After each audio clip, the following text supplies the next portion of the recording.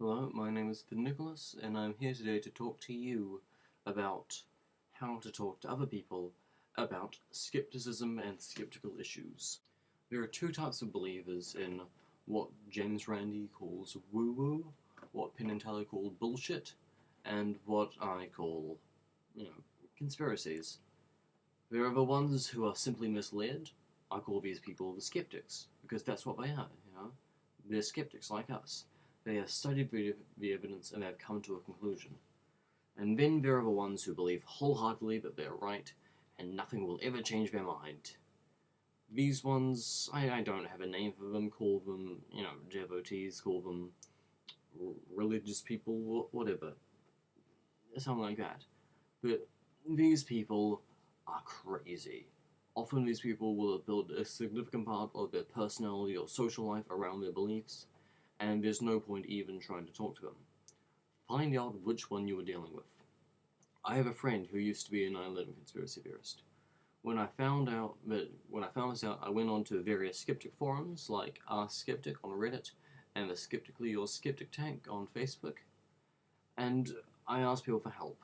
I said, my friend is a conspiracy theorist. I would like him not to be. What can you give me for help? And our skeptic was almost entirely unhelpful. They said, oh, these people are all fucking idiots. There's no point talking to them. This isn't worth losing a friend over, blah, blah, blah, blah, blah. But the Skeptically Your Skeptic tank on Facebook was much more helpful. They gave me good links to look over, they gave me good advice, and so, for the next couple of weeks, every day on the bus to school, I would give my friend, sources that I printed off the night before. In the afternoons when we got home from school, I would send him links on Facebook. And, within 2 weeks, he was going out, he was finding sources of his own that didn't agree with him, he was watching documentaries that didn't agree with him, and eventually he realized that he was wrong. And the reason that I could help him was that he was, and still is skeptic. He had just not seen the same sources that I had. He had not seen the right sources. If he had actually been one of the crazy people who believed that 9/11 was a conspiracy theory, that, Bush was blah blah, whatever, and nothing could change his mind, then there would have been no point, and I would have just ended up sad and angry. There's not much point even talking to those fucking people. I've tried before. Some of them are in my family. It's really sad. The problem with them is that they assume that anything that doesn't agree with them is just more evidence of a, wider conspiracy.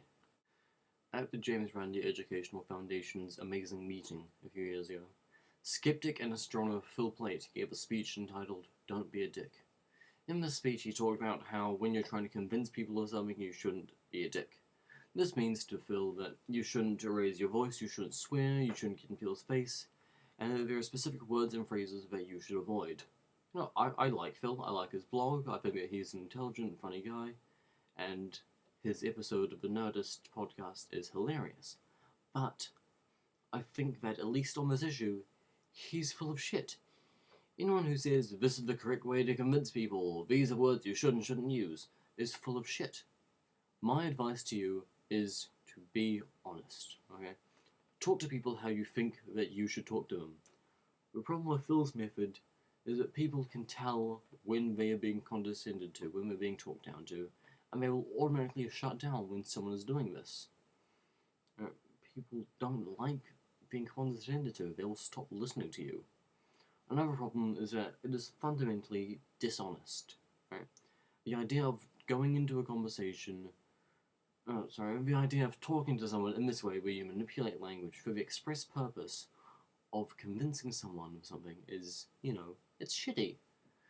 You shouldn't go into talks with a predetermined playbook. This prevents you from having an actual conversation or from actually listening to this person's point. If you're always, thinking, oh, how am I going to rebut this? The final major problem with this is that, what if you're wrong? Right? What are you going to do if you convince them? What if you're wrong? What are you going to do then? The object of talking with people about skeptical issues is to find out the truth, You have an opinion, you think it's backed up by facts. They have an opinion, they think it's backed up by facts. One of you is right, and one of you is wrong. If you're wrong, and you bullshit, and you obfuscate to these people, and you convince them, then you have just fucked up big time. Conversations and debates about skeptical issues are not about convincing someone that you're right.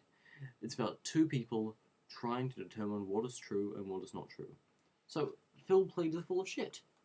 If you are someone who is naturally courteous and polite, then be that by all means. I'm not trying to stop you.